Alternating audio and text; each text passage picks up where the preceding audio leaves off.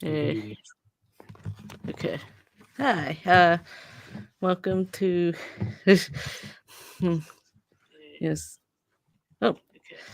Hi. Welcome to. Welcome to stream with the brothers. And we're here. Welcome to. They do stream with brothers. They do. We're here. What's? I'm hearing myself. There's an echo on your end. Yeah. Shut off YouTube on your end. Yeah. Well, it's a pleasure to be here. I meant YouTube, not the whole darn mic. Oh, Yeah, it is. there it is. Okay. Same thing happened to me a while back. So no harm, no foul. It's a pleasure to be here. Especially as we're going to be discussing a story that's very near and dear to my heart, the Fall of Gondolin. Okay. Tell me about your familiarity with Tolkien and um or the story of Gondolin. Well, depending on what you prefer. my first encounter of Tolkien was when I was 11, a young wee lad who, like The Hobbit, didn't get into Lord of the Rings, the novel. Heresy, I know. Now I've got about 3-4 copies, all for oath takings. But 26, I got into Children of Hurin and Lord of the Rings. Loved them both. Never looked back.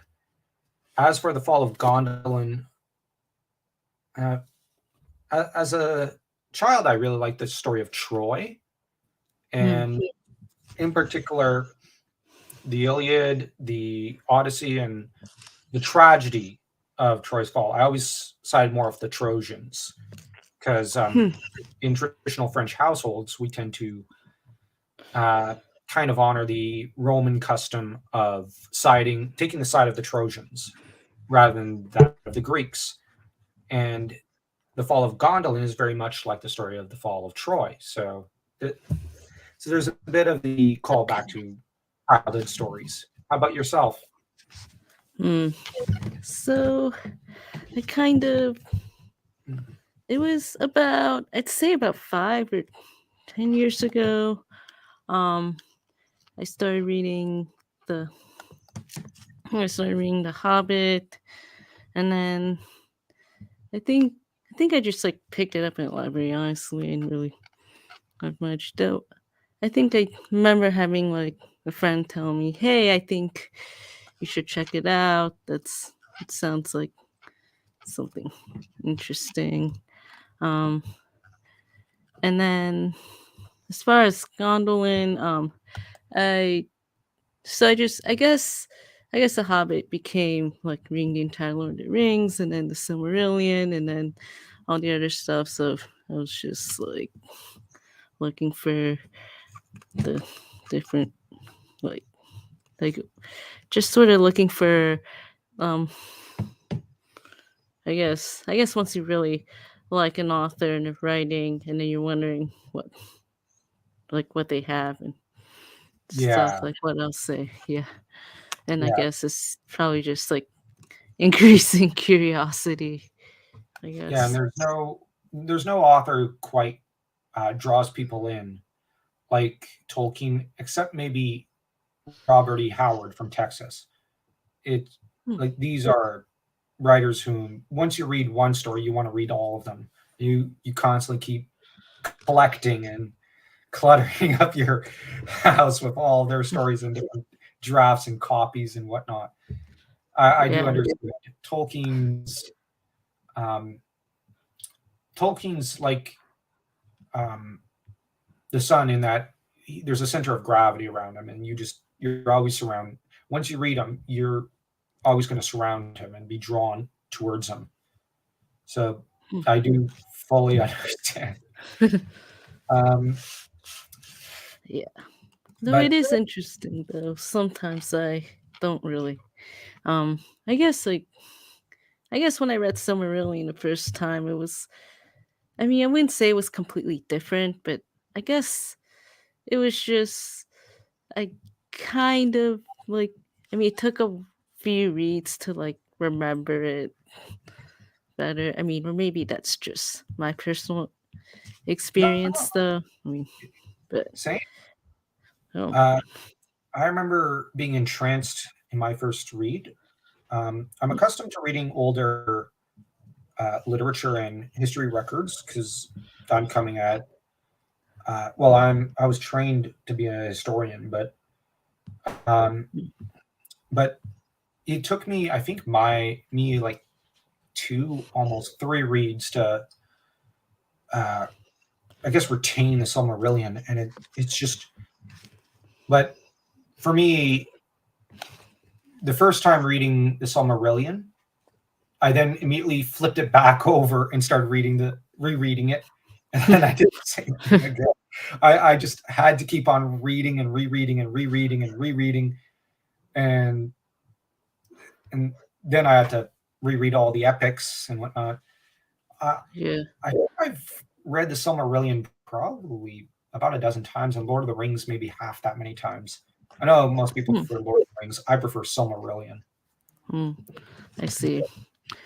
No, I How about guess like yeah, I guess it's like I guess like I preferred Lord of the Rings at first, and then after a while started to like enjoy the Silmarillion more. I think doing these making content sort of helped me retain the stuff better. I'll you? admit it's I, ironically, I've got that same relationship with Tolkien, as well as when I started making Conan content. I I'm going to be honest, I couldn't retain half the information until I started uh, before doing the videos, because the first set of videos we did were the Hyborian Age essay that Howard wrote for himself, which is kind of his mini Silmarillion. And I Hmm. couldn't retain any info until Dan and I started doing our videos, at which point we start going, oh, yeah, okay. Now we can retain info. It's like that with Tolkien a lot more in some Yeah. ways. He's got so much lore, so much detail, and so much world building that he just floods into every corner of his literature. Every sentence seems like it's littered with Hmm. lore and little details and nuggets, and it it makes the reading of the Silmarillion a phenomenal experience, rather like reading the Iliad, the Odyssey, the Aeneid, and whatnot, and Hmm. and even Norse sagas. It's rather like those, or Japanese sagas, which are phenomenal works of literature. And yeah, the Fall of Gondolin Yeah. is a very, in particular, a very fascinating story because Baron and Luthien is the most romantic story, like Hmm. in the sense of, boy meets girl sort of a thing. Um, Children of Húrin is probably the most tragic and dark, and the Fall of Hmm. Gondolin is very unique because of the three great epics of the First Age, Hmm. it's it does follow a character, but after Tuor reaches Gondolin, to an extent, it becomes more about Gondolin itself, the city, as much as it Hmm. is about Tuor and his family. And it's it's about the fall of and collapse of a civilization rather than the fall and collapse of a group of individuals or a single individual, or the rise of two of them in the case of Baron and Luthien. And it's it's very Okay. fascinating in that regard. Hmm. Yeah.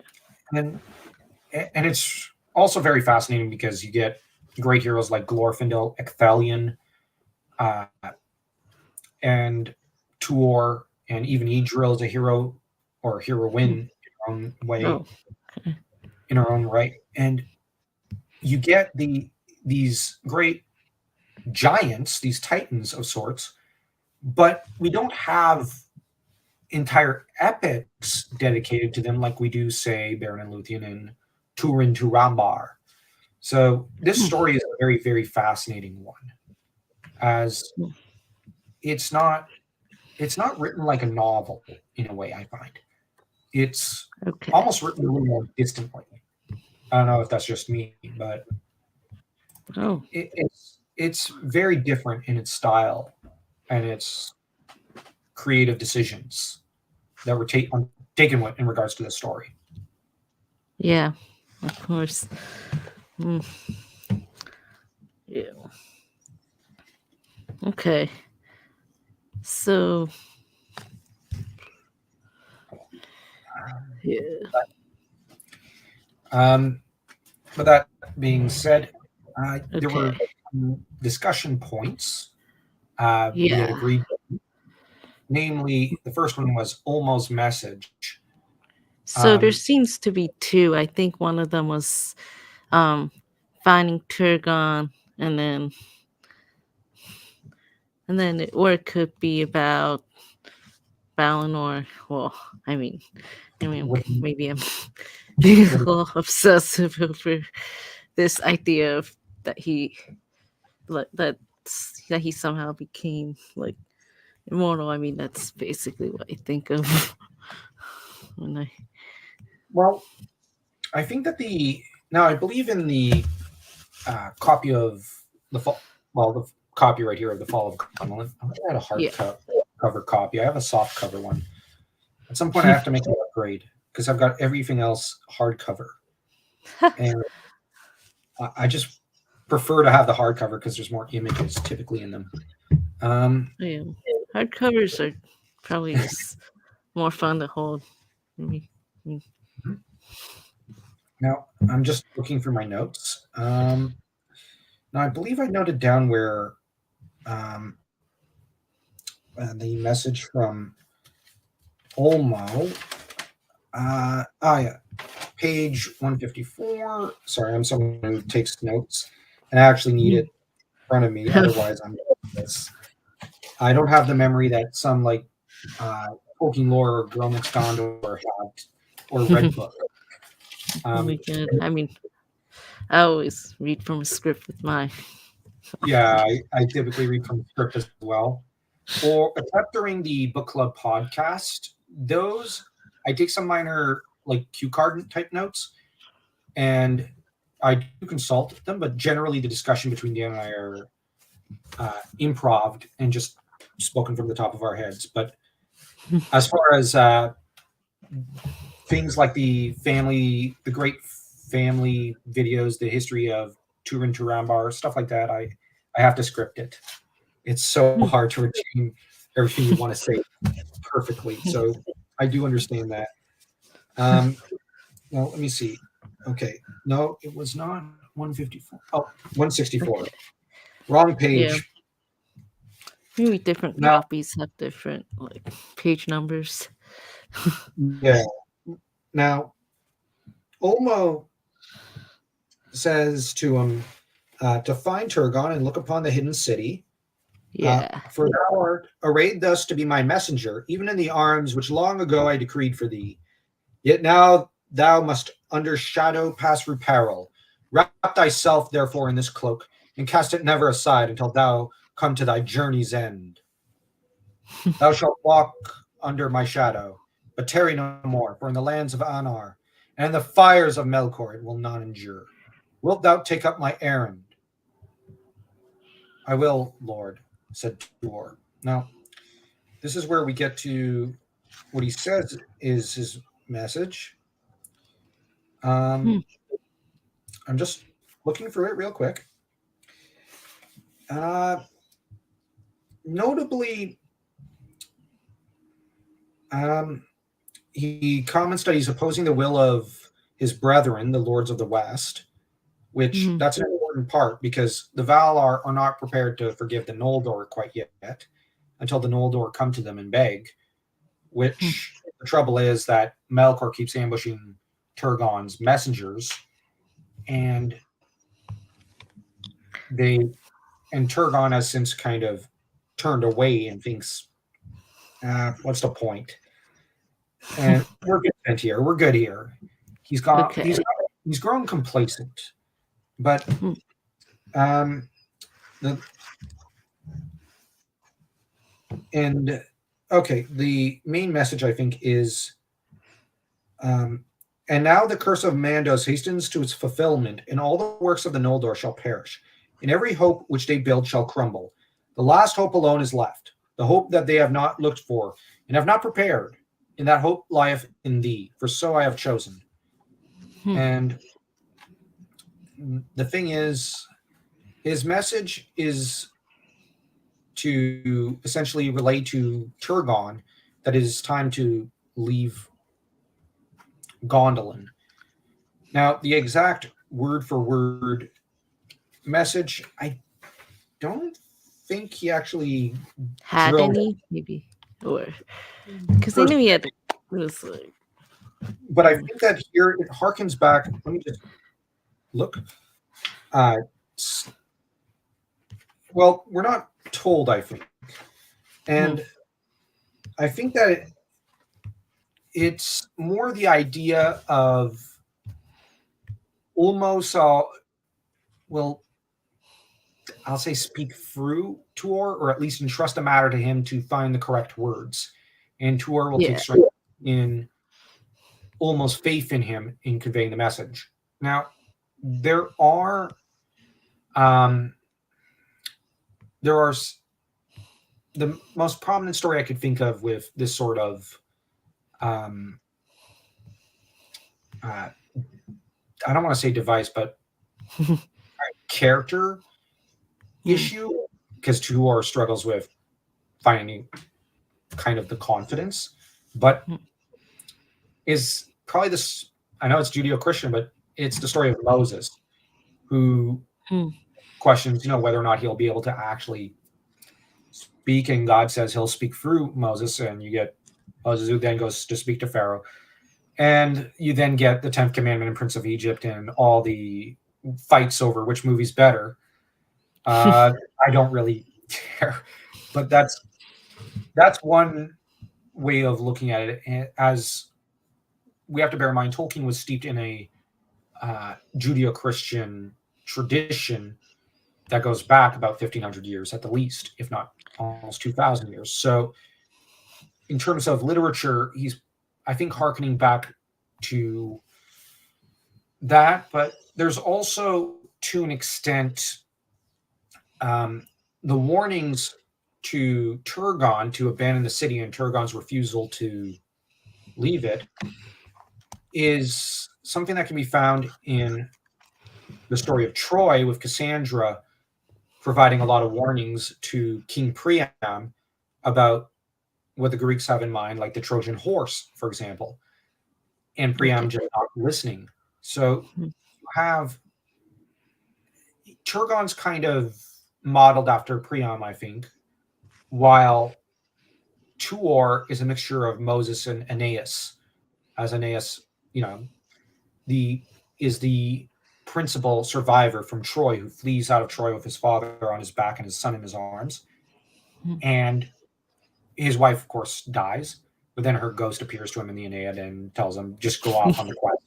Uh, okay, yeah, you got to go across the sea and found Rome. So Aeneas has to leave. And the same idea, I think, kind of applies here. Although I think Tuor should be regarded more as Aeneas uh, than Moses. It's just I noticed that one. I don't want to say plot device, but that one detail. But I'll just quickly check out the of Tuor and the Fall of Gondolin. Oh, I like wrong. to keep the books on hand, but Hmm. oh yeah, yeah, it doesn't seem to. Um, Let me see now. Uh, let's see. We have cast aside and from the arms that you bore from Vinyamar. Now, but Turgon was become proud. Oh, the warning.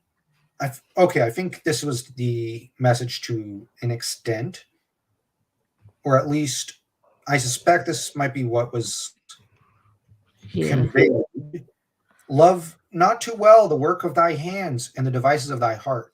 And remember that the true hope of the Noldor lieth in the west and cometh from the sea. And that was spoken to Turgon by Ulmo when Turgon lived, I believe, in Vinyamar.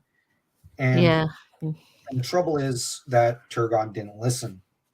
Well, Turgon's an idiot, so of course he didn't listen. I'm harsh with Turgon. I don't like him. Uh, it's funny because I like Priam in the story of Troy, but I don't like Turgon. And you could disagree with me if you want. I just find Turgon, like, the difference is Priam did not get the warnings directly from the gods, and Priam listened to his son Hector and even Paris.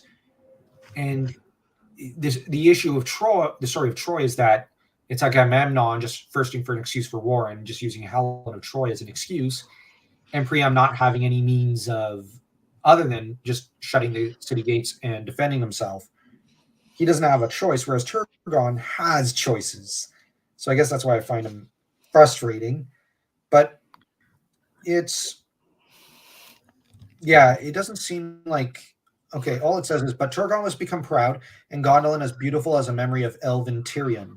And he trusted still in its secret and impregnable strength, though even a Vala should gainsay it. And after the near Nyeth Arnodiad, the people of that city desired never again to mingle in the woos of elves and men without, nor to return through dread and danger into the west. Shut behind their pathless and enchanted hills, they suffered none to enter. Yeah, that's the thing. They, I think Tuor may have, to an extent, quoted Ulmo. I would suspect this is what kept his head on his shoulders and Turgon actually pondering him. But we also have to bear in mind that Tuor was son of Huor, who had visited Gondolin years before, and this, because the thing is Okay. Yeah. that Huor was fostered for a single year, I believe, in Gondolin alongside Hurin, but Mhm. then the two were carried outside the city and out beyond the hills, Hmm. where they were reunited with their kinsmen and went on to become great chieftains of the Edain, I believe it is. No, Yeah. yeah, it would be, well, of the mortal men of the House of Hodor. But Yeah. both, well, Huor died in the near Nyaf Arnodia at the Battle of Unnumbered Tears, Hmm. while Hurin was captured by Morgoth and imprisoned and put atop Bangorodrim, I believe, where he was to Hmm. stare off with the sight of Morgoth to the woos that would haunt his family house, and which were great in many because Morgoth's spiteful, I guess. I know there No. are those No. onto the either. Well, there was no curse; it was just rotten luck. And those who think there was a curse, I don't think it's like destiny itself. It's more when Morgoth's aware of where Turin is, he can chuck the curse at him, or where uh, Niniel is, he can chuck the curse at her. It's it's more it's but when they're not around, like when he's not aware of them, it's more their rotten luck. That's kind of how I regard it, and their bad decision making. Um, but yeah, so the thing is, Tuor already had a bit of a connection to Gondolin, and as did Yeah. as did Turin to an extent. The difference Hmm. is Turin had worse judgment, and Turin also did not end up in Gondolin, though he'd probably have brought that to ruin had he ended up there. Um, and I suspect there one other reason uh, for Turgon wanting taken Tuor was maybe some guilt over. This is just semi fan theory. Maybe there was some underlying guilt for refusing Hurin entry when Hurin. No, well, no, that happens while Tuor's in the city. Never mind. Yeah, I think it was just a matter of, well, Huor died from the near nigh of Arnodiad. His Hmm. son showed up with a message from Olmo. Guess he's stuck here. Well, you're stuck here. You're not leaving. And Tuor's got to make lemonade out of lemons, I think is the American saying. Like when life gives you lemons, you make lemonade. That's the one. Sorry, I I'm French, so sometimes some American or English proverbs fly over the head, or they slip from my memory, like destiny. I Um, know it was strictly American or whatnot. okay, well, I'm not a American. And I hope my English isn't too bad. Um, but Yeah. oh, Mm, well, we have got someone in the chat. Hello, Johanna Pika. yeah. So So yeah, I I hope think. that right. Hi. I think that's what my Yeah. Scandinavian's non-existent. Um, but anyways, hope this isn't Okay. too awkward to stream. But um, as for Tuor, um, I the what are your thoughts on Olmo's message? Like, my view is that the intent was to extricate as many Gondolithim from Of- Gondolin, and to Yeah. try to, like, I almost get the sense that Olmo knew for a fact that Turgon would refuse, but hoped he would acquiesce. You know what I mean? Like he'd see Yeah, what, that makes sense. So you're like, saying that he has some sort of like, or had prescience. some sort of like knowledge before it happened, or like Yeah, had some sort of connection with him. I think And it's then it was like, yeah, it's maybe he was prescient. I think that's the term. There was maybe not a like knowing it for a fact, but suspecting that yeah, like he kind of knew the future, but kind of didn't. But he sees it as I still have to try because um, it's important to try because if not, if I mhm, give up and there was a chance that he might have seen reason, then that reflects on me, not on Turgon.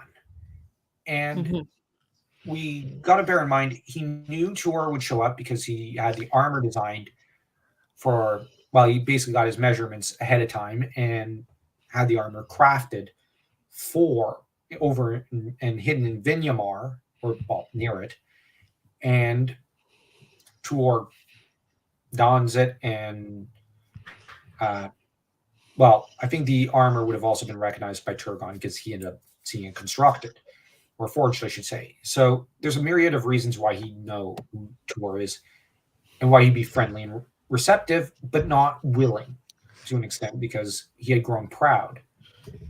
Um, mhm. oh, Fall of Oh, Gondolin is one of your mm, favorite big good stories. stories. Oh yeah, it's a great one. It Mhm. it's I'm not gonna lie. While I've done more content um, myself on Tuor and before Gondolin, I prefer the part of the story of him being in Gondolin, the battle. I like Oh, the actual battle. I'm a guy, so I like I like that part. How about you? oh, I guess I don't know. I guess like I said, I guess kind of like the whole story. The battles, honestly, when I first got into this, just like in general, I didn't really look into the battles, and to be honest, I'm still a little bit like rusty on my knowledge Of on all of Gondolin? them, except on like yeah, or the battles in general, or like the Well, battle scenes in well, it's just the battles Tolkien with in general. Gondolin I find just epic. But the rest of the Silmarillion, I like the. I can't pick a favorite. It's hard because it's just so well crafted. But for I also like the background of Meglin's mom. I Yeah. always blank on her name, but I love that part of the story. and I guess I'm a sucker for the Fëanorians, because any story the Fëanorians appear in and the Fingolfinians, I'm immediately going, okay, I'm ready. I'm at attention. Okay. Long live the Noldor. Um, Yeah. Oh. I thought more people would watch this video. Yeah, same. I'd rather not. But it's okay. It's okay. Your channel's still growing, and if need be, I'll post it in every Discord and a few Reddit threads I can post it in. Hopefully, that'll get it a few views. Mostly Council of the Rings Reddit thread. His is really good. Oh, And my channel's not much bigger, so I don't know how many subs I can leak over, but hopefully some people subscribe over here because your channel is quite fun. And let me just check something out. But yeah, like this is one of those great stories where, like I said, it's not about a single individual. Like, to an extent, Children of Húrin is very much the story of Turin Turambar, and the story of Beren and Luthien is firmly fixed, like not fixed, set around Beren and Luthien, just as the story of the fall of Doriath is kind of set around the clan of Thingol and the Fëanorians to an extent, or at least kind of Maethros and Maglor. And my brother's also done something on our, just real quick, I wanted to throw this out there, which I thought was fascinating, because it's his first time reading the Silmarillion. And he's more Prydain and into other fantasy fiction. And what he noted is that if you were to take all the stories about Fëanor directly and group them, they could basically form one large epic. Like, and I think he called it like the Epic of Fëanor, and I really like that. So ever since I've started, I guess, assimilating to his way of thinking about it. So if you consider that epic an epic, that's more about Fëanor and Fingolfin and the drama of the House of Finwë. Oh yeah, there's which Jerry Springer would have had a field day with him. But the thing with the Gondolin story is it's almost a zoomed out story. But then we get a few paragraphs later, we zoom in on Tuor and Idril, and how Idril has got a bad feeling about her cousin, who's, well, a traitor by trade in nature, and she wants to prep a escape pod of sorts, an escape route, and go, well, we need exit stage left in case things go wrong here in Gondolin. And Tuor, credit to him, listens to her. Where I think that what Tolkien was also kind of doing is kind of taking the idea of Cassandra and flipping it on its head. Because Tuor assumes that role, but also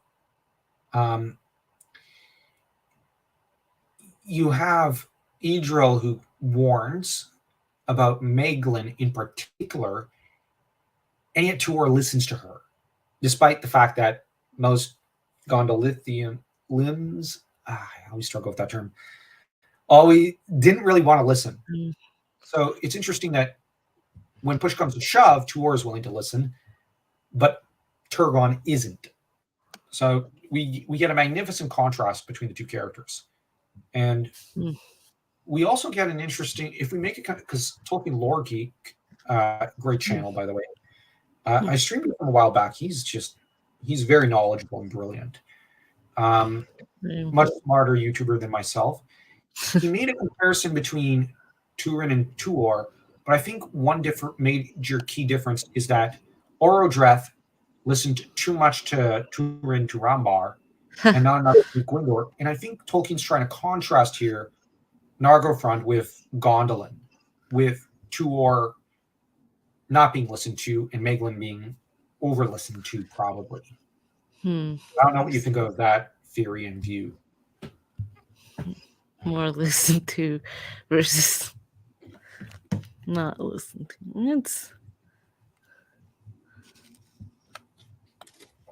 okay.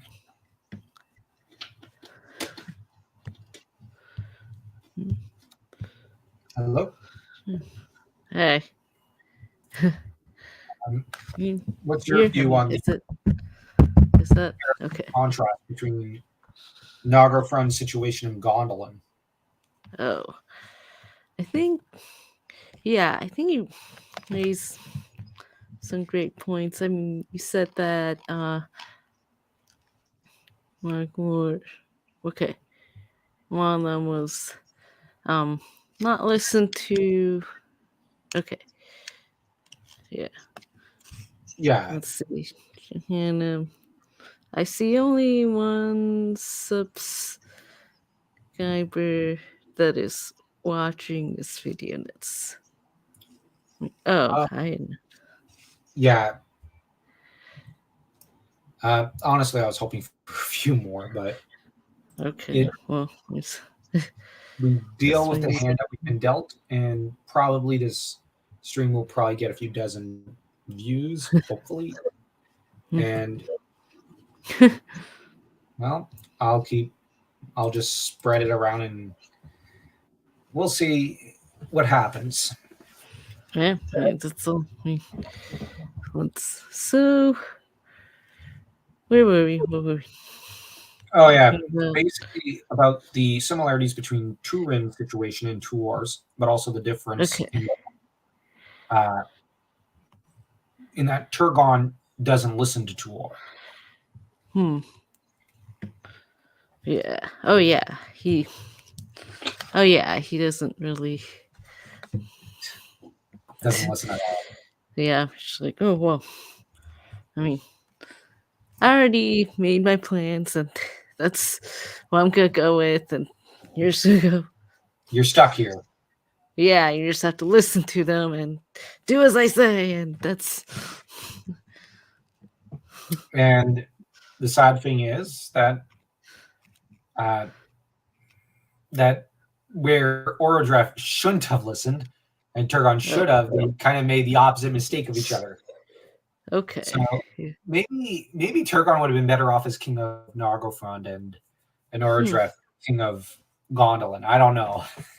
Well, that's an interesting point. I mean, I've always just been like, oh well, things. Oh well, like you wrote it for a reason, and I mean, even if it ended up like not being so great, but I mean, it's interesting. Oh, But I wonder if oh never mind, that's an errant thought. Um, but the what do you think of Idril kind of take assuming the role of a Cassandra and warning about Meglin to Tuor and how Tuor did listen, unlike Turgon. oh. I think never thought of it that way before, honestly. Though I think so. You're saying that she is like listening Well, she's more, paying or attention to oh her yeah, cut, and Tuor doesn't make the same mistake as Turgon, where he actually listens to his wife, whereas Turgon doesn't listen to his daughter on the matter of hmm. Meglin. So there's a lot. Oh yeah, there's a lot of not listening there. I think. I think maybe she just like came in and was like, okay, this is what I have to do since no one's listening. I guess Hmm. I guess I just gotta do what. I mean, I don't want to say clean up the pieces or whatever, but Yes, but she did clean up the mess that her yeah. father made, or as best she could. Hmm. And the interesting thing is um, Tuor also helps to clean it up, so that Hmm. Hmm. I think what's interesting about Tolkien's kind of um, uh, the couples in the best couples, and even some of the not so great ones in his legendarium, is that you often have the the man and the woman operating as a team in a way. Like you get Thingol and Melian, and well, when Thingol stops listening to her, things start to go to pieces. But on the other hand, you have Baron and Luthien, who obviously support each other and operate as a unit. Same with Mm, Tuor and Drill. Same with uh, you got Galadriel and Celeborn. Um, you've got Sam and Rose. You've mhm, got all sorts of and you also have probably countless others I'm forgetting right now. mhm, Um, so that Tolkien, well, he was a lot more of a romantic in some ways than uh, Howard was, for example. Although I think Howard only uses such themes in three stories mm, of his for the most part. And those are the three with his three biggest female leads, and which are three great epics of the Hyborian age, but they're kind of they're not set with a tone like Gondolin. Gondolin's very much a much more tragic and uh, yeah, definitely a much more tragic beast in a lot of ways because you have mm. an entire city that falls and civilization that collapses because Turgon. I know I shouldn't blame him too much, but it's just hard to want to shake him and go, why did you screw this up? Someone that you really like, I guess. The character that's just like He's uh, kind of. I and don't know. yet, Do you think he yeah, had a role in it or not really? I mean, that's. I think he. Okay, this is getting to your second discussion point. What led to Gondlin's eventual collapse I think or it's all his fall? fault. No. Well, I think that's actually a complicated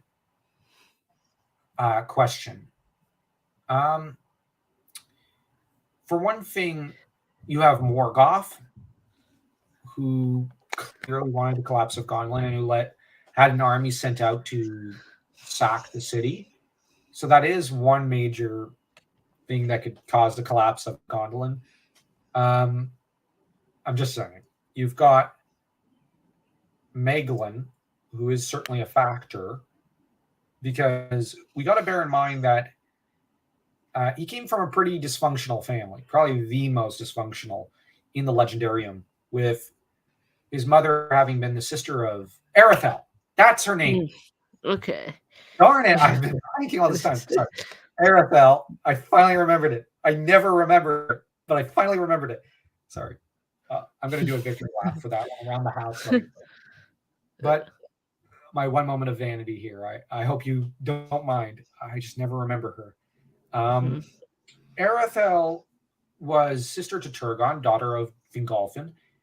And mhm, of Fingolfin's kids, she was trying to compete with Turgon for dumbest kid.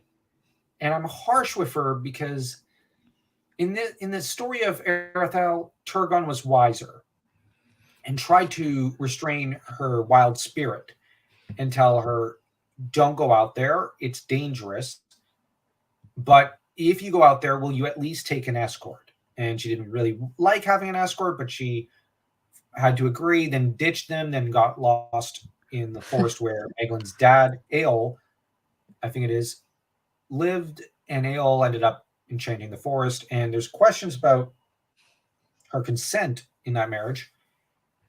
And Eol became uh, the most controlling guy probably in the Legendarium.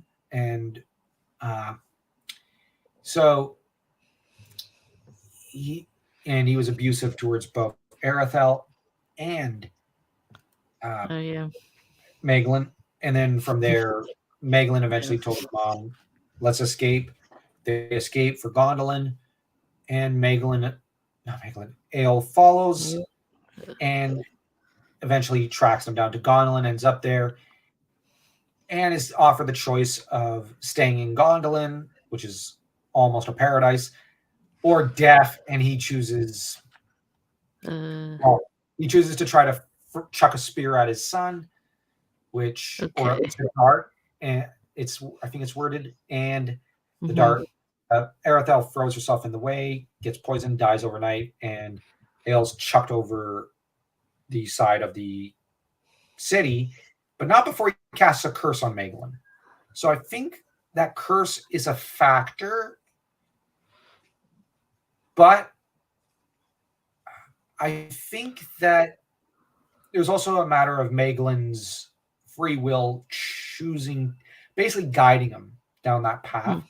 So there's a matter of Ale's curse, there's Megalin. These are powerful factors in the destruction of Gondolin. And there's also the fact that Megalin, by his very nature, was a pretty messed up individual. Well, with a dad like that, who could blame him? I'm just saying, like, I honestly think Ale might just be the worst dad in fiction. It's just the idea of like, I don't have any kids, but I can't imagine wanting to kill one of them for not listening to me. It Well, seems a bit of an overreaction. oh yeah, that's A little extreme. yeah, Now, of course. yeah, I've actually met. Well, I've met. I do know a few men like that, and I do know a few women like that, and there's a reason I like to keep at least one city between them and me, because if they're willing to do that to their own kid, I don't want to know what else they'll do. Oh yeah, that's I'm not saying they have, definitely. but I know people who'd be willing to kill their own children, and yeah, I've met a I've few. not. Okay, you're pretty lucky. These people are like, well, my path is just crossed theirs just for a short time. Like when I was a teenager, not because I was frequenting any bad places. It's just big city, ran into some nasty folk, and it's just, yeah. Thankfully, there's now cities between those individuals and I really, I think one of them's in prison, and the other's on the other side of the country. So thank God for that. But Ale is one of those people with no impulse control, who makes Homer Simpson look like Dad of the Year, and Megalin just ended up messed up. So that's, Megalin's a powerful factor. Morgoth being the Dark Lord is another, and you do have the stiff-necked pride of Turgon. And as an aside, Epic Kingdom has decided to join us. Hey, Epic Kingdom. Always love to see you in the chat. Hope you're well. And hello there to James Williams. Just figure, I'm not normally good at paying attention to the chat, so anyone who's ever been to my live streams knows I suck at them. I usually type on the chats. I guess I'm used to typing on the chats. I guess that's then. And normally in those, it's like, hey, well, and well, why is this? I haven't said it yet, but if you're nervous, Tony chats. well, I'm used to the chats as well. I've been frequenting other people's streams a bit more lately, so I do understand. But if you're nervous, I haven't said this yet, but don't worry. You're not doing half as bad as I did in my first few streams. Which were just like, as far as I see it, there are those who are naturals at live streams, like World of Conan, someone I stream with regularly. He's just his first stream, he was just natural. He was perfect. Ooh. But others, I think, need to screw up the first four and or something, or at least feel nervous about the first four. I'm pretty Trial and nervous. error. Yeah, trial and error. I'm always nervous in every stream, so I understand if you are as well. But actually, if you click on the actual in StreamYard on the actual chat comment, it'll put it up on the I don't want to say blackboard, but the screen. Fall of Gondolin and departure of Finrod Felagund, King of Nargothrond, have one thing in common. In both cases, kings abdicate. There is someone who says, "You are my king and the king of this city." Oh, yeah. I Oh, there it is. I didn't. Oh, I figured that. I didn't clue in on the "You are my king and the king of this city," but now that I think about it, I do know. I do remember those two quotes. Huh, nice one. I didn't even think of that. Very good point. But as for the departure of Finrod, he does indeed abdicate. I didn't think Turgon abdicated at the end of Gondolin. I thought he kind of.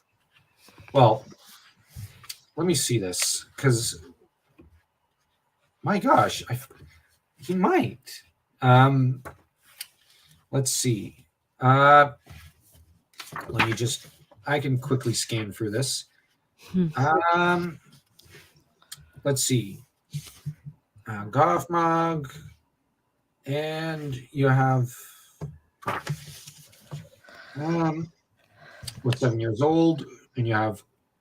Much is told in the Fall of Gondolin of the Battle of Ecthelion of the Fountain. Yeah. We get that brilliant scene. And we get. In the Silmarillion, there's no reference to such an event, but it might be in the Fall of Gondolin. I mostly stuck to the beginning and middle of the epic, but I can quickly scan. I don't know if let's see, because I have to be careful, otherwise I'll just spend the entire time reading this, because and okay, let's see.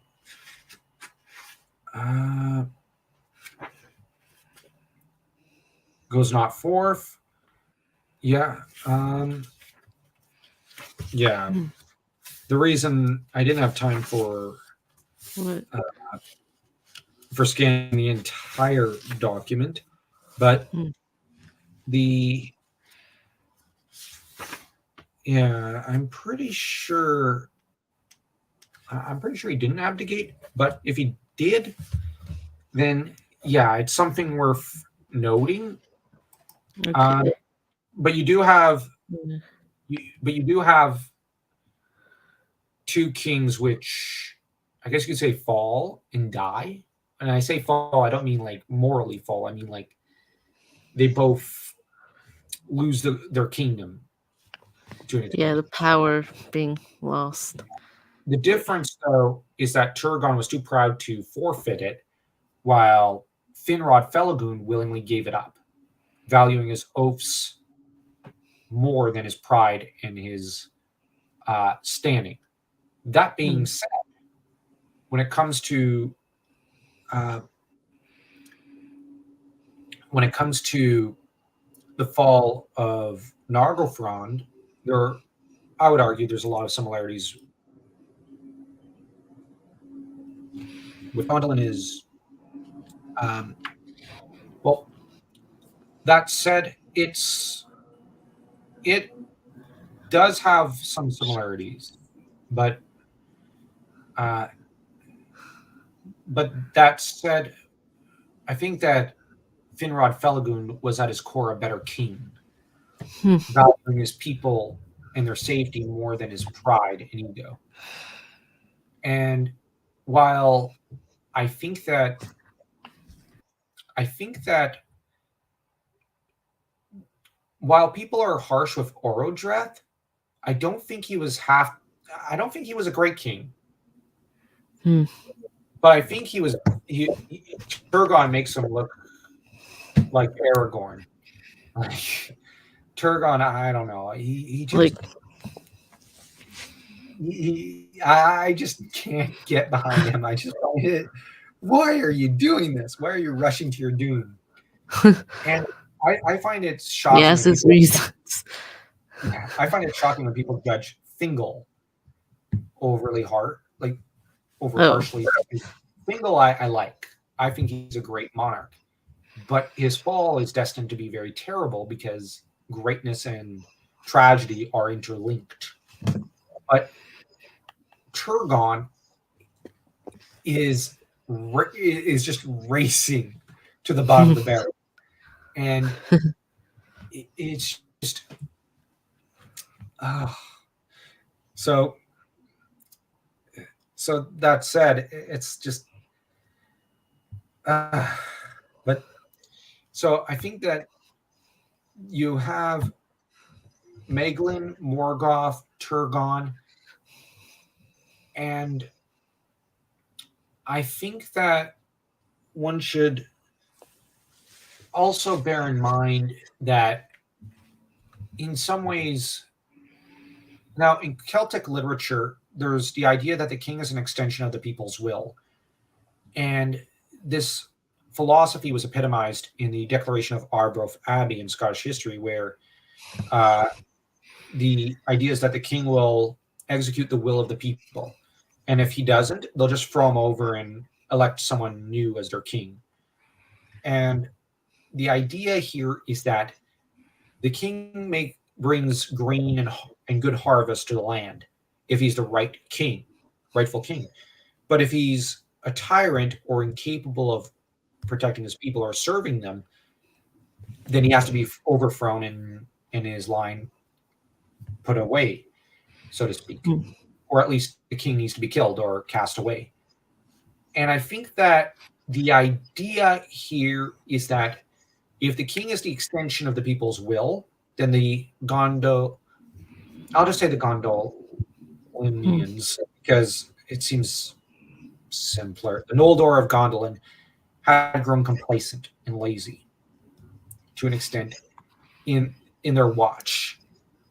And I think, Maybe they just like, or maybe they just stop thinking about it. yeah, yeah, they had too much peace. Robert E. Howard, I know people are getting annoyed with. Funny enough, I'm referencing him more in Tolkien streams, and I'm referencing Tolkien in Conan the Barbarian streams, which is I know frustrating some people. Not what I'm trying to do, but I'm just noticing similarities and differences. But Howard has had written several stories about the fall of civilizations, and what he always claimed was that when people become over civilized, they are no matter what inviting conquest and Hmm. colonization from others, and they deserve it because the natural state of man is barbarism, or at least halfway between barbarism and civilization. So Hmm. the point of view would be that Gondolin has become too civilized and has forgotten its core values, and that it has to remain on watch, and that this is what caused their collapse. That's the kind of attitude Howard would probably take. And Yeah. um, and I think that is Legolas of the House of the Tree also Legolas from Mirkwood? Okay. I think, Um, yeah, I'll probably. the question to you. uh, Oh, Legolas. I think there were. I know sometimes. Um, sometimes it'll be like the same name, or Yeah, sometimes the different characters will have the same name, but like Legolas. I mean, Legolas lives in Mirkwood. I guess and I don't know if it was like during or around that time of Lord of the Rings, but then I think he was um I I'm just yeah, looking something just up. looking some yeah.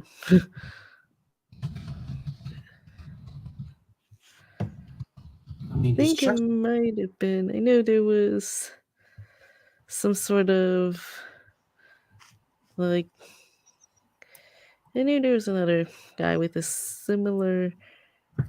It Name. meant but it Tolkien was reuses names. oh He yeah. reuses them a few times. Um, Hmm. think that uh, this particular great tale, I'm just looking it up. I should have noted it down when I was doing my read through of the Fall of Gondolin, but I didn't, like a dunce. Okay. The first results of the narrative were in 1917, thereabouts. Yeah, that's right. I remember Hmm. skimming through in that part, the preface, and noticing that. Um, so this was written long before Lord of the Rings by almost 30 years. And, Yeah. um, well, it would have Legolas been, was born in 87 of the yeah, Third Age, so that would big make him. difference. But one way of looking at it is maybe Legolas was, I don't know, a fan theory here. Maybe Dork Lords would approve. Maybe not. Maybe Legolas was named after this scout of Galdor. Hmm. Um, could be. But on the other hand, I just think it's Tolkien reusing a name because Yeah. why not? Uh, he did that a lot. Well, you have Yeah. Turin's name, which is reused. I think You have Aragorn's name. Denethor. Yeah. Yeah, Yeah, Thor. you I have. want to say Boromir or Faramir. I'm not quite I think. So. entirely sure. Yeah, I think so. Thor. Yeah. You have. I think Baron, which is reused, Hmm. and uh, you have so many names that are reused, and it. Yeah, I'm going to be honest. I'm a little annoyed that we didn't get a second character called Varonway. I really like the sound of Oh Varonway. yeah. It's son of Varonway. Um, It's such a great name. It rolls off. yeah. It sounds so musical and rolls off the tongue so well. Yeah. That's the one thing I'll never forgive Tolkien, and I think he should be condemned for. I'm kidding. Okay. Uh, I love Varonway as a name. Mhm. And yet Varonway is just a minor character. I can't understand it. I love Varonway as a name. We helped Tour quite a bit though. Yeah. So he was like fortunate. I mean, I don't know. Although he was definitely important, I would say. Yeah. Okay. Well, uh, what would you say is the reason for Gondolin's fall? Um, I think, uh, yeah, I think it's probably, yeah. I wouldn't say it was just, it's like, okay. I think it was true, as you well Wait, know. So, huh? like I said, I What? think it's a mixture of reasons from the complacency of Turgon, the people, to uh, Megalyn, to Morgoth being bloodthirsty. But Yeah. what would be your Well, reason? Morgoth will, of course, sort of be the reason behind a lot of things. I mean, but I wonder if, like, it's just a common theme in Tolkien to just sort of go from like, oh, something is like she's like, okay, like after a certain point he's like, okay, I gotta make this sort of like I gotta make something collapse or whatever. I wonder if it's like also another like influence that he had from like either his time in the war or if something else, or yeah. I mean, I wonder I if he just writes something like, huh? Oh, think you're on to something. Tolkien was a believer in the theory of the long defeat of history. That is to hmm, say that we're on a steady decline yeah. historically, where Hmm. our ancestors were greater and mightier than us, and we are the but a pale shadow of theirs. Hmm. Um, So past is better than the present and future. yes, or at least, well, actually, yeah. So, like, you might get the what was it? The Napoleon and the Duke of Wellington. They were great giants Hmm. of our semi-modern day, and then you might look at uh, individuals such as Bismarck or Emperor Hmm. Meiji, and you could see these are really, really impressive men. You might look Hmm. at uh, uh, let me see, think Winston Churchill and Charles de Gaulle de France, and then you look at today, like, is there anyone of the caliber of Napoleon or Charles de Gaulle or the Duke of Wellington or Henry VIII or even uh, Charlemagne or Caesar? Like, these sort of figures are not present right now. And you look also creatively, like, who's writing at the level of Tolkien today. Um, Hmm. so Tolkien's looking at this and going, this is the long defeat of history on most levels. I Yeah. also think that there's some validity to an extent of Unwin's theory that there are multiple ages to a civilization. And I think Tolkien was aware of that theory and kind of subscribed to it as well, where a civilization might start with an age of conquest or exploration or conquest. I can't remember it. I should look this up so that I don't mislead people. Um, Hmm. of civilization, because I like to get these facts right, and I normally can remember this. Um, now I know that his theory has to do with. Uh, let's see. I know I've got it somewhere on my computer. Um, Let me see. Hmm. I have a hard time finding it. I really do want to find it. He was a fascinating anthropologist, but um, um, Unwin's theories are very much linked to Freud's, but there was some interesting. Well, Freud himself had some interesting theories. People just think of the one sex theory, but there's more to Freud than just that. And I'm just scrolling down through. Um, it's just a bunch of hogwash Hmm. there. But as for Unwin, he had several ages. Like, I think it was either exploration. I think it was exploration, then conquest. Uh, then you had something like an age of consolidation or something, and then you had an age of scholarship, and then an age of decline. And that every empire and civilization kind of goes through this. Um, but the theory, I think, is that, um, but then, like, a civilization might restart itself, like pick itself back up and start over. And this falls into the idea that history is cyclical rather than linear. And Yeah. so Tolkien, I think, looked at history in a myriad of ways. Like, there's a linear aspect and also a cyclical aspect. So So it's you're not looking, always about like not repeating itself or whatever. yeah, yeah. Like, we might look at the end of the Bronze Age and the fall of Rome as being a cycle.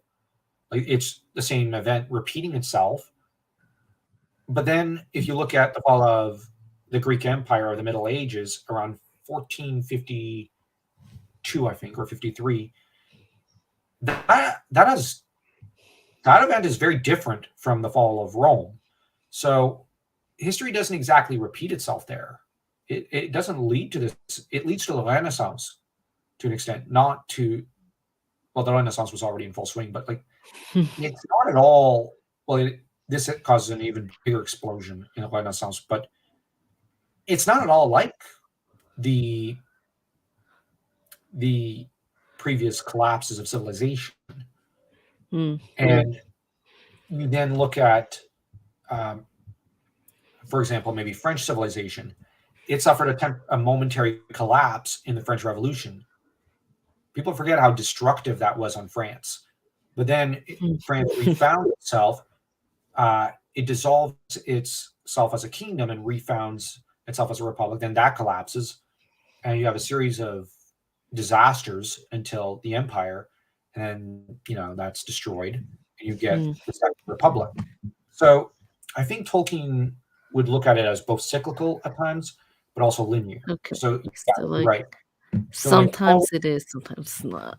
Like yeah, it's complicated, sometimes it's and I yeah. think if you look at his mythology, uh, the fall of Nargothrond and the fall of Doriath and the fall of Gondolin are events repeating themselves. Hmm. But then if you look at the fall of Numenor, it happens for similar but very, very different reasons and is on a different scale. And it is a different kind of story to an extent, to a large extent. Like kind of like their own, like they wanted to, like Challenge yeah, they want to challenge challenge, like the gods. yeah, Yeah, challenge and Valhalla and yeah, like that what was already planned for them to like. I mean, I think it's more like the allure of wanting to like do more things in Middle Earth. Well, Numenor's not Middle Earth, I don't think. I think it's yeah. like kind of in the island Well, between yeah, it's in our Middle Earth and but yeah, but within then the it's world like of Middle Earth.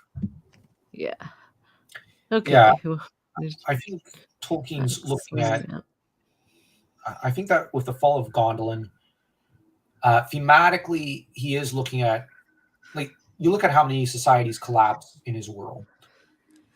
Hmm. Um, you know, it is an ongoing theme, like you said. It just, you have Gondolin that collapses, Doriath, you have Nargothrond, you have Numenor. But Hmm. what's fascinating is that the Noldor society refounds itself and repackages itself to an extent under Gilgalad. Hmm. And Oh you yeah. have the Numenorian society that refounds itself, or something to an extent, in Gondor and Arnor. And Arnor Hmm. is later reestablished under Aragorn. So I think that Tolkien is looking at great collapses in history, but also at the idea that uh, an age of decline can be reversed, or at least the society can rebuild itself, even if it's temporarily destroyed. Like, um, you look at, well, I used the example of France.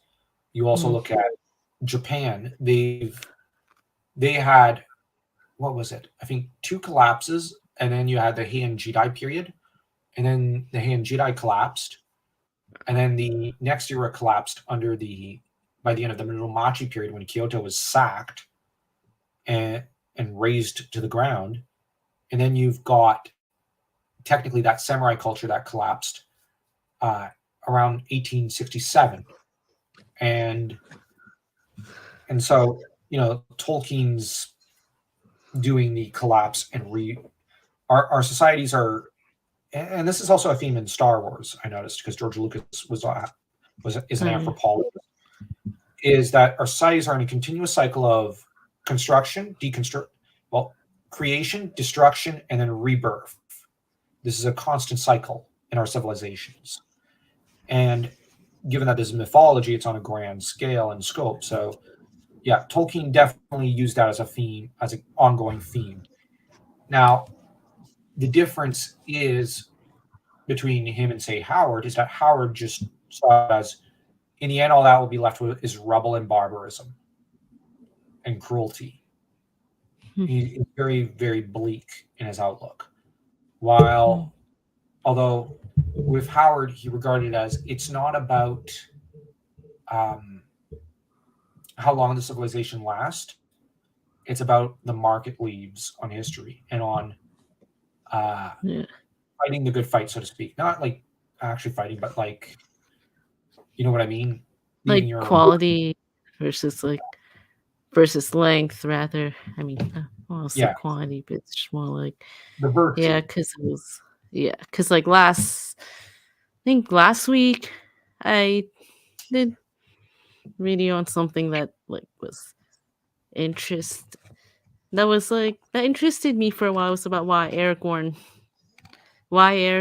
died and why like and like how he chose uh, Yeah, how that oh, okay how he chose to like and that he chose to die and willingly said okay this is my time and like yeah, I saw yeah. that video. It was a great one. Thanks. And then I guess it just interested me because I don't know. I mean, personally, I would never think to be like, okay, this is. I mean, I mean, if I want to be really honest, I'd probably end up like the Numenorians wanting more and more just to. I guess.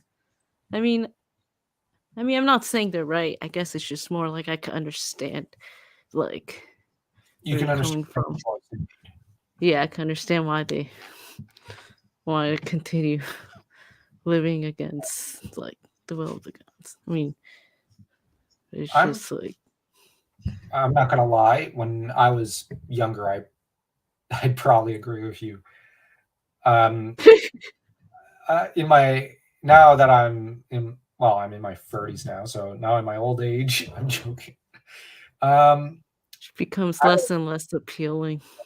yeah, yeah. Well, I like when I think about like what would I do with like like the Extended elvish. life or Yeah, whatever. all I end up doing is writing more books, but and stories and just read more. Uh, but when I think on the other hand of um, like what that would entail, like because I am a firm believer in the afterlife.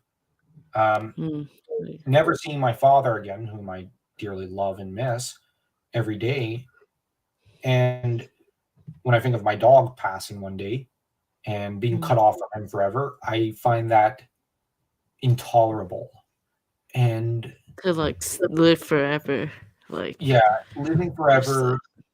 There's something that I once heard. Life is two things. Life, the human condition is always being in a state of love mm, and or grief. And the idea is that to live forever is to suffer forever oh because life yeah. is suffering. And I Mm, think that Tolkien, especially in Lord of the Rings, this is where I'll yeah. actually. So I knew he had like a quote. Um, if I want to I'll look it up about how death is like either a doom or a gift from God. It was in one of his letters.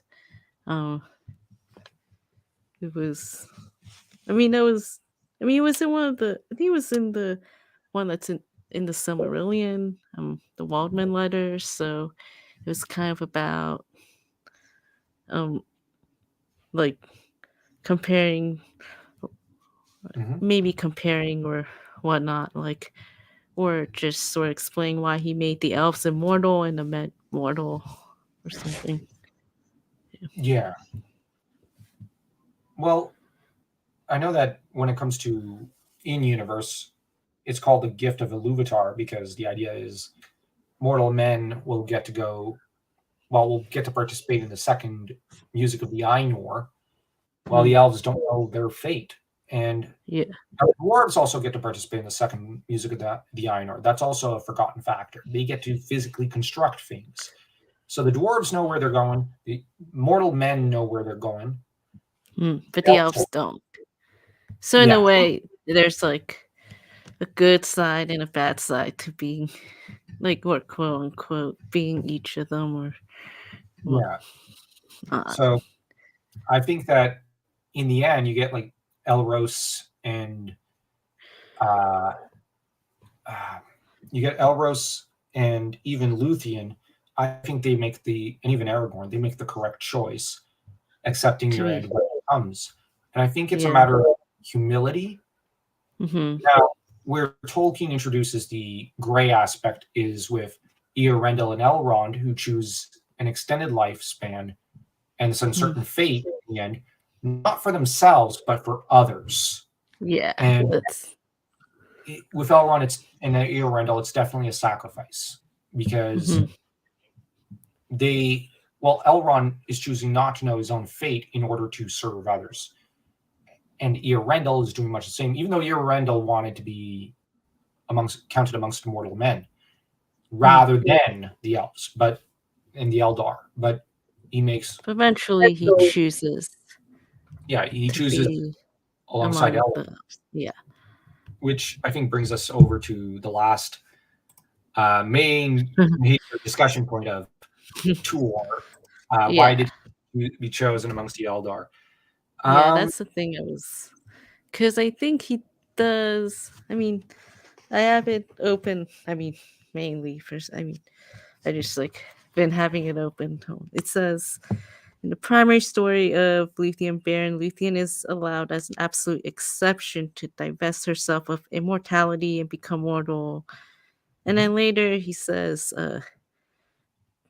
it was kind of okay. So when okay later he says that Tuor weds Idril, the daughter of Turgon, king of Gondolin, and it is supposed, not stated, that he, as a unique exception, receives the elvish limited immortality, an exception either way. That's in one of his letters. Hmm, letter. It's 153. Yeah, letter 153. That was. So it says it's like supposed, but not like stated outright. exactly.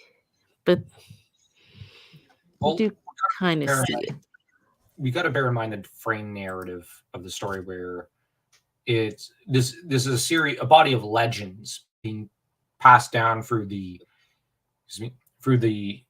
elves, the Eldar, and through Gondor down through to Bilbo, and then from there to our current day. Well, for the four hobbits of the Hmm. Lord of the Rings. So Fellowship. Yeah. yeah, the idea is that uh, nothing is set in stone per se, and this is a very, very, very fascinating and cool idea. Hmm. And when I was young, I hated frame narratives. Now I love them. So, Hmm. uh, but a lot of that happens a lot, I guess. Um, but the Just like immortality or the idea for some stuff, I guess. when it comes to this, I've got. I wonder if maybe the ideas of a kind of balance, where the the stories of Beren and Luthien and that of Tuor and Idril are set as mere opposites to each other in a way. Um, and I wonder if uh, it's a matter of Luthien choosing to be counted amongst mortals and choosing that fate, while while Tuor gets the opposite gift. And Yeah, I he. wonder, and I wonder about that, if it's meant to be just to show, to distinguish them from each other, and if maybe now I wonder now if it was set in a universe like Valkyrie Profile Lenif, I'd probably wonder if maybe what happened is that Tuor received Luthien's kind of immortality, where it didn't just pop out into the ether, but this metaphysical energy was essentially transferred over. But the trouble with that theory is that, Hmm. for one thing, Tolkien would have probably objected to it in that men and women are different. And so to Hmm. just take female energy and transfer it over to a man, there's some that doesn't quite work. And just as the opposite can't quite work. Because like with Tor it was sort of the opposite of like what is it Luthien. because of that? Yeah. Yeah. So I don't rightly know, but if there is a certain sense of balance, maybe it's that it's just that that you need to there's a balance there. But on the other hand, it could be just to honor Tuor. Maybe he did make it to the Undying Lands, and He nobody did. from the Undying Lands. But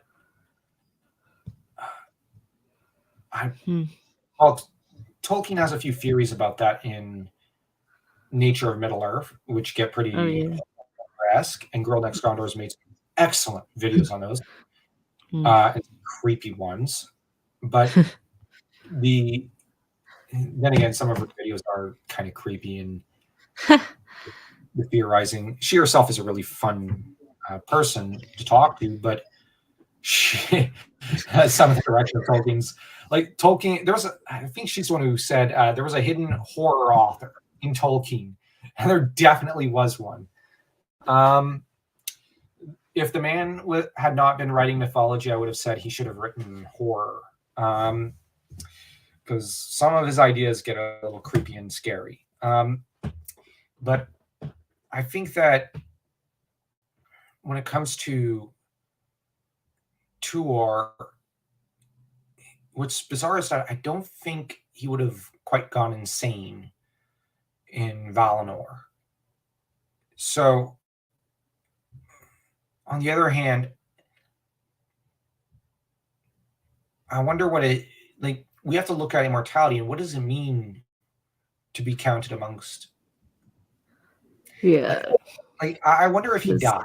I do wonder if he died, I know the elves though, they don't I mean one of but the the theories is that he becomes like I don't know if he becomes counted as one of the Eldar if he becomes like an elf or maybe because because I know like some of the elves die in battle. I'm so the immortal the like the beings that are immortal, immortal at least though they don't immortal, they yeah run into a steel sword.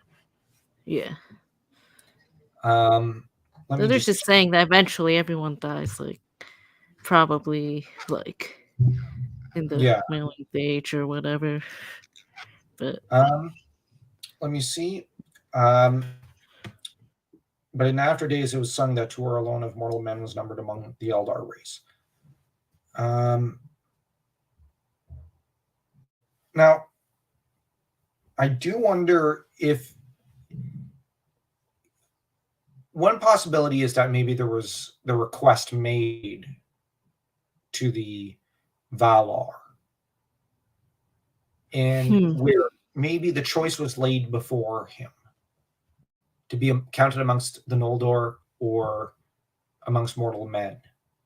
And if maybe Tuor, because it's stated that um, he did love the Noldor, and going through the Fall of Gondolin, uh, there are many parts which show that he does have a great love for the elves, because like his cousin Turin, he was raised a man amongst elves, because Turin was raised in Doriath, just yeah, as Turin was raised maybe. by a male. Hmm. And the idea is that I think Tuor kind of fell in love culturally with the Noldor, and so to be severed from them was a fate he could not endure. So, if the choice was laid before him, I don't think there could be any doubt that he might choose the Noldor and the Eldar. But on the other hand, why would they lay the choice before him? Hmm. I wonder if it's a sense that, well, we laid it before Luthien and she chose to be Yeah, mortal. should be. Should we lay Yeah. the same choice before Tuor, son of Huor, and Idril Celebrimbor, I think it is. Or, Mm-hmm. Yeah. so we we have here the same choice laid before them, and I think for Idril, we also have to bear in mind she she would have wanted she, like she has a deep and abiding love for her own people because she's the heroine who makes sure there's a path out of Mm-hmm. Gondolin that's constructed. So Yeah. there is that. That said, um, I just blanked on my thought, but that said, Eorendil, when the time comes, doesn't know the choice that his father made. I think because he his first instinct is to be counted amongst the Edain, while Elwing wants to be counted amongst the Eldar, and Eorendil is lured over to that side. Now, if Yeah. Tuor was count, oh, Never mind. yeah, Yeah. And he just went over to yeah, and the same side, with and Tour also. yeah, I wonder But if it's. it's like It would have been funny if there was a TV series or something with that scene. Oh, you chose that. You chose to be counted amongst the Eldar too. Oh, yeah. what? Oh, I did too. Oh, Whoops. you. Phew. Made the right No, choice. yeah. High five. Welcome. If I never see you Welcome again, to Pop. the. I chose among. I chose to be among the elder, or whatever. I just, yeah, it's just, oh, well, welcome to Amman, son. Let's go crack open a Yeah. beer. Well, actually, no, it'd probably be a mead, a mead barrel, Mhm. and or wine barrel. Probably one of those two. Um, no, wait, it'd probably be definitely wine because the Rohirrim would be the ones with mead, given that Hmm. they're northern folk. So I have to get my cultures right. Um, but then you have, uh, but what's interesting is that Elrond Hmm. and Elros have the same choice laid before them. Same with, now I don't know if Dior got the choice, but Yeah. that said, You. his children, his daughter got the choice, as did Yeah. his grandsons. Hmm. So that's interesting. But I do think that the choice was for some reason laid before Tuor, and that's the only way I can think of that he might have drifted to one side or the other. Now it's supposed, which does not mean that it's fact. It's I think hoped for because I definitely agree with Lexi on the idea that the Eldar are hoping that well, there are humans who are able to choose the fate of the Eldar, and there are Eldar who are able to choose the fate of men. So we're all one Yeah. big happy family. So please, please, please, please, please put in a good word for us when the second music of the Einor comes up. We would really like to keep on existing. You'd be doing us a real solid here. And I think that, but the way uh, the final story is told, it definitely, given the role of Feanor in that story, Yeah. spoiler, uh, I would lean towards the Eldar having a role to play in the second music, but the main roles seem to be played by men and dwarves. And I only mention dwarves because they're often forgotten, and we have to bear in mind that they've got they've got an important role to play as well. It's just nobody cares or can remember it. I'm joking. I'm joking. Sorry. About them. I mean, Bad. But yeah, that'd be my thoughts on that Yeah, matter. But how about you? yeah. I mean, I'm not sure if I'd say they were forgotten, though. I mean, I think the dwarves were kind of, um, I think the I meant that dwarves. the fans forget.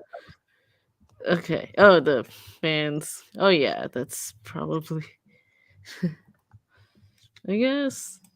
I guess, like, I mean, you do hear about the dwarves, like, in the beginning, how they were made by, like, Aule, and then later, like, Iluvatar kind of, like, he blessed the dwarves after, like, Aule repented and all, and then after that, I'm not sure if there's much about the dwarves until the third age, though in the second age there was some, Stuff. yeah, I guess, like, the line of the, like, you do hear about, like, the line of the Durins. I mean, They were pretty cool. they played, yeah, they played a important role, so yeah. And then, And what about the Tuor getting the choice laid before him?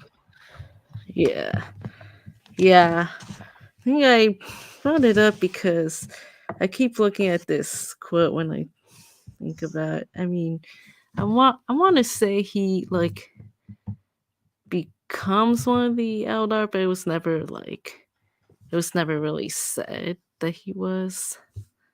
Um, or maybe I'm not sure I remember, though. I know at the end of, like, the Gondolin, it does say that he was, like, kind of, but, well, because elves are immortal, he, um, then he sort of, like, has the same fate of the elves.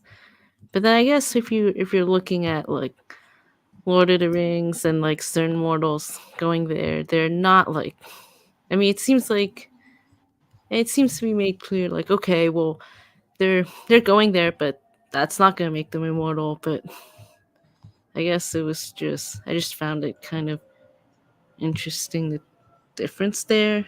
I guess that was where it's going Hmm. for. And but then we don't know what happens to, like, mortals that go. I mean, you're just like, okay, well, I'll just end a story here with, yeah, I think Tolkien was like, oh yeah, I'll just end a story here with, like, they're gonna go to the Undying Lands, but I'm not gonna say what happens after. Or, I mean, as far as I Yeah, know, but doesn't really go over well. yeah, And one sec, I'll just um, do one thing there. But yeah, definitely, I definitely do agree that the the one line with Tuor is fascinating, and yeah, it does beg the question: if he was counted amongst the Eldar, why? And yeah, my view and if is, not, yeah, if not, where did this story start? It seems kind of like it seems a bit of a bizarre story about Tuor. In it kind of begs the question: why him? Why not uh, Turin or yeah, Baron or even Huor or Hurin or Aragorn Elisar or Elendil? Why Tuor? But on the other hand, Tuor does some pretty impressive acts. He is certainly a great warrior, a great hero. He's an incredible individual. And in a way, looking at the similarities with Aeneas um, in Roman mythology, you have Aeneas, who's the ancestor of Romulus and Remus, the founders of Rome. So Tuor is the forebear of Earendil and, by extension, Elros, who founds Numenor. So if one looks at it in a similar way, I think now with the Romans they made the Aeneid about Aeneas. Well, Virgil did, and the idea was to venerate Aeneas and to prop him up. And I think the idea here is to kind of prop up the ancestor Hmm. of the line of Elros, but on the other hand, also Elrond, his forebear. But it is very now the Silmarillion's passed down by some of the Noldor to well, Numenorians such as Aragorn and Faramir and hobbits and whatnot. And so it's a very bizarre thing to venerate Tuor of all people to be counted amongst the Eldar. It's possible there's a bit of copium there, as I mentioned, but it's interesting that it's Tuor who's venerated to such an extent. Like that he's immortal. Yeah. So on the other hand, I wonder if maybe if it's supposed, maybe one of the Teleri or something came and went and passed down that he. Oh yeah, I saw Tuor. He was at the shopping mall a while back. He's doing great. It's probably for a guy his age, but I don't know about that. So um, I like the idea that Tuor got counted amongst the Eldar because it's a bit of a trade. You got Luthien who's counted amongst mortals, and you have Tuor who's Yeah. counted amongst the immortals, so to speak. And like,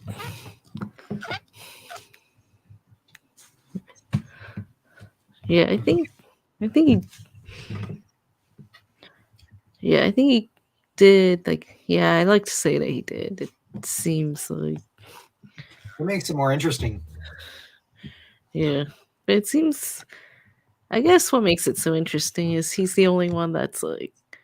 I I guess. guess he was like born immortal and like because well the other way around you see that quite a bit like kind Yeah, of yeah but not the born a man and basically dies an elf, so to speak. yeah Sort of, but not yeah really. Yeah, I do understand. I do agree. It. What I like about the idea is that it leaves a bigger mystery there, and it makes you question. And the more mysteries and questions there are, sometimes the better it is. Other times, it's nice knowing stuff. So it depends on what it is. And Tolkien's a master at knowing which one it should be. But yeah like is um, he like does that change like his does that change his like being I guess at all like or not really I think it would. I think it would fundamentally change Tuor as a being, and yeah that he's not the same guy he was in a way. He's not human in a way, but he is. It it becomes complicated. I think it should be regarded in the same way as maybe uh, Elrond or something, or yeah Arwen's changes. Like Arwen chooses to be mortal, yeah so I think that it should be regarded just as the transformation on her end occurred. And with Elrond, he chose to be counted amongst the Eldar. So you get a similar. It should be regarded in a similar light. I yeah guess. I think yeah that makes sense the Elrond was born I guess Elrond was like born and raised, I guess, and like I guess in family of elves, Sort of. maybe like yeah. Well, a Well, very they very functional family, given it with Maethras and Maglor, who raised yeah him, which is all sorts of messed up. As well, Those are the guys who kind of slaughtered a great many of your kinsmen and Oh tried yeah. and basically drove your mom off a cliff.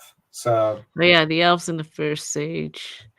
I mean, because normally, I guess when you're looking for a fan's perspective, normally we think of like elves as this like ethereal like beings that are like really, I don't know, just like high and mighty, ethereal, whatever. Like, but it's probably more about like Lord of the Rings. But then, like the first age really uncovers a lot of the. I don't know if I want to say the dark side, but yeah, maybe. I do know what you mean. The nastier side to them, that they were not the wise, genial. I don't know whether I should say kind, but definitely very civilized people we see in Lord of the Rings. Because arguably Galadriel and Elrond are very civilized, very genial, and just overall, they're the sort you wouldn't mind hanging out with and just sitting at the feet of and listening to all day. Hmm. But you look at the elves of the first age, it's hard to think of an elf other than say Finrod Felagund, and maybe I guess, well, for all my griping about Turgon, I don't know if he'd be someone like. He'd be someone you could probably sit around with around a campfire and just have a good time as in listen to a lot of great stories. It's just he's incompetent and he's not very wise. Well, actually, no. Wait. In the classical sense of having a great breadth of knowledge of all sorts of things, he's very wise. But in the Hmm. context of knowing how to think, not the wisest, not the smartest. Hmm. So differentiating wisdom from intelligence there. But Like, Turgon yeah. isn't that isn't a bad sword at his core. He's not a bad guy, and Hmm. that's where the trouble is for the first age is that you got some of the Feanorians who are just outright semi-psychotic, which makes them a terrible, terrible force of almost nature as they ravage their way across Beleriand, um, and end up just victims of their own oath because Beard, Stuff. yeah, Feanor. Yeah. Um, oh, Hmm. did Did Tuor arrive Tuor? in Valinor? I think he Uh, did. I think he went at least, like from my knowledge. I think he went to the Undying Lands. I mean, it was said. Though there's this saying that like the quote unquote Nana was like, I don't know, maybe even the elves. I mean, there's a lot of like about whether they go to Valinor or whether they go to Ersea or somewhere else in Amon, if that's what you're talking about. Uh, yeah, the truth is we don't know, and Says he sailed west in 525 of the first age. So, I mean, we just know that he sails west, I think.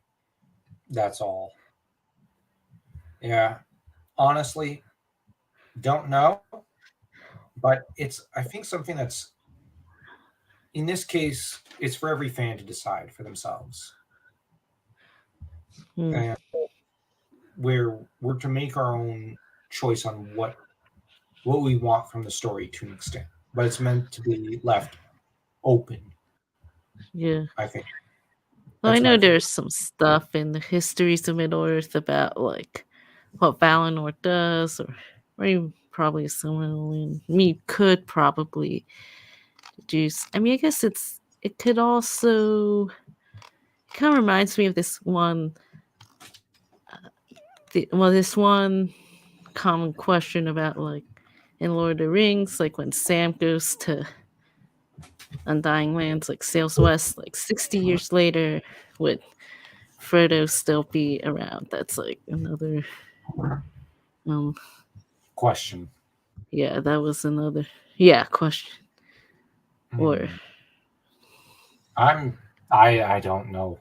I mean, it's probably like one of those things that the fans get to decide Yeah. whether it's but maybe there is some context there that says yes or no, but like All I know is that the Undying Lands don't actually make people undying. It's false advertisement. Just like how I don't know. Uh, yeah, I don't know. It's just false advertisement. But or at least well, got it. even the elves though, like I mean, I Is guess the immortality that they have. I mean I if mean, they never gone, like if an elf never gone, like if they stayed in Middle Earth, they're like destined to fade. Which is that really immortality?